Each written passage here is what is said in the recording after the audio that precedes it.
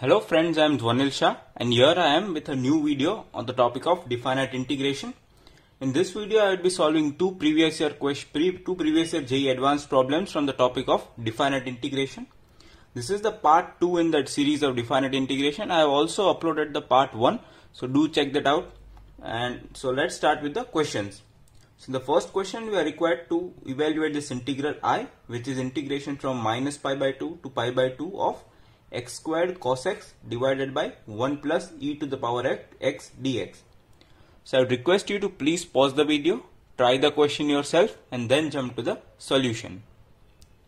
So let's start with the solution for the problem. So before starting the solution, let's first revise the property which would be used in solving this problem. So the property of definite integration that would be used in this problem is that if we are given an integral from a to b of f of x dx, then we can rewrite this integral in the form such that the limits remain the same from a to b, just that the argument changes. First it was x and then it would change to f of a plus b minus x. Then these two integrals are equal. So let's start with the solution.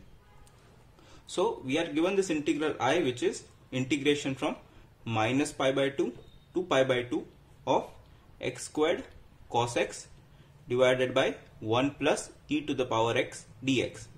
So consider this to be the first equation. So now using the above property, let's rewrite this equation using the argument a plus b minus x. So this integral I would be, the limits would remain the same. So minus pi by 2 to pi by 2 and a plus b here in this case would be 0. So a plus b minus x would simply be minus x.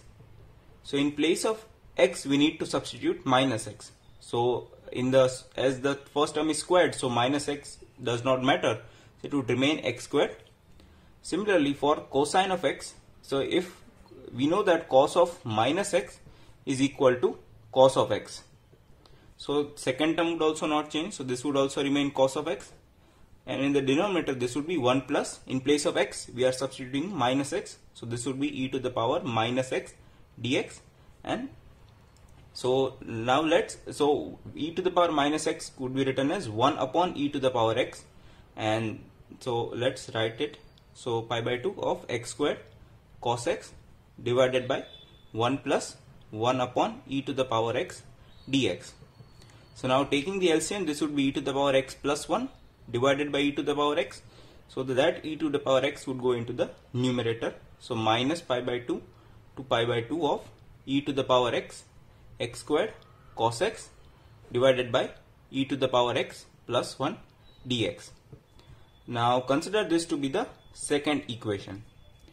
So if we add these two equations, so on the left hand side what we would get is I plus I, which would be 2i, which is equal to minus pi by 2 to pi by 2. As the limits are equal, so we can write the final limit. And now adding these two terms, what you would get is, so x squared cos x would be common from both these two terms, so we could take it out common, so x squared cos x. Now from the first term we have 1 upon 1 plus e to the power x, 1 plus e to the power x, and from the second term we have plus e to the power x divided by e to the power x plus 1 dx. So now this would be 1 plus e to the power x divided by 1 plus e to the power x. So that would, as the denominators are same, so we could directly add the numerators. So the numerator would be 1 plus e to the power x and divided by 1 plus e to the power x, so that would cancel out. And so what we are left with is minus pi by 2 to pi by 2 of x squared cos x dx. Now so there is another property of definite integral, that if we are given an integral from minus a to a of a function f of x, then if the function f of x is odd, then the value of the integral would directly become 0, and if the function f of x is even, then the value of the integral would be twice the integral from 0 to a. So if earlier the limits would be minus a to n, and after, if the function is even, then the limit would be from 0 to a, and you would have a 2 outside the integral.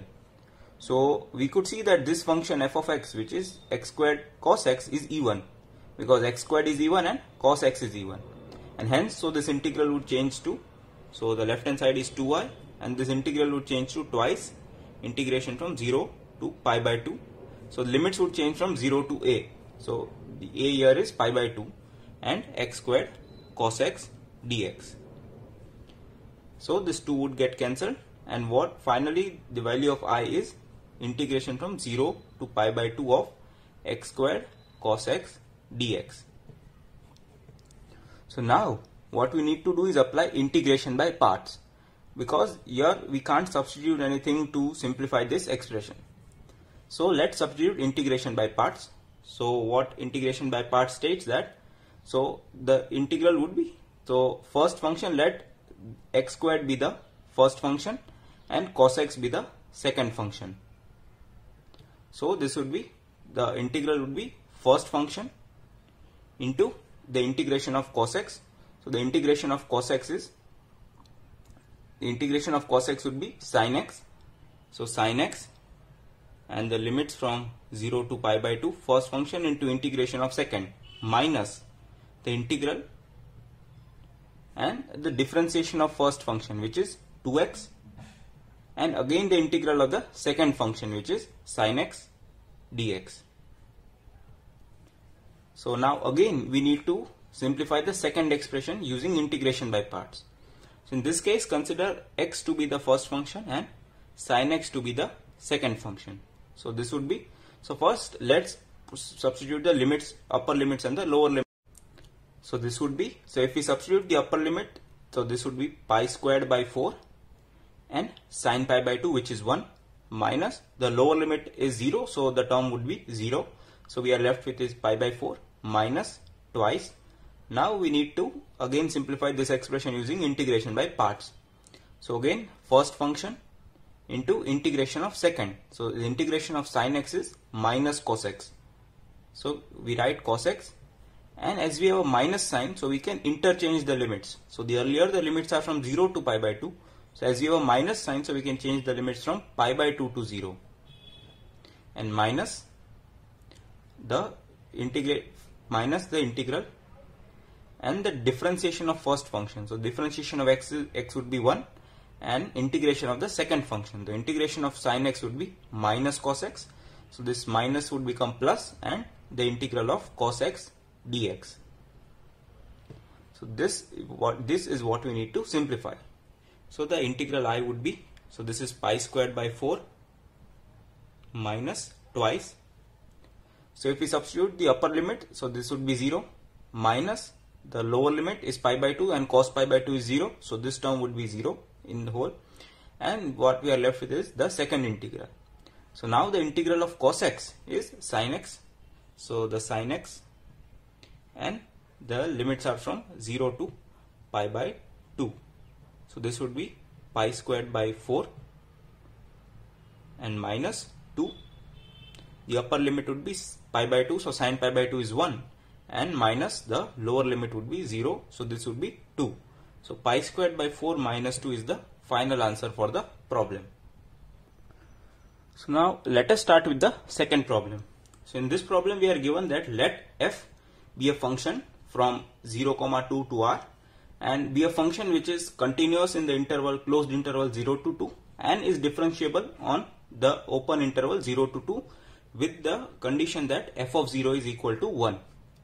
Now let capital F of x be a function which is such that which is integral from 0 to x squared of f of root t dt. And we are given that if f dash x, capital F dash x is equal to f dash x for all x in the interval, open interval 0 to 2, then we are required to find the value of f of 2. This problem was asked in JEE Advanced 2014. I would request you to please pause the video, try the question yourself, and then jump to the solution.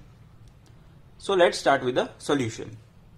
So now we are given that f of x is the integral from 0 to x squared of f of root t. So, and we are given this equality. So for this equality we need to find the differentiation of capital F of x. But this is in itself an integral. So how to calculate its differential? So this is the Newton-Leibniz formula.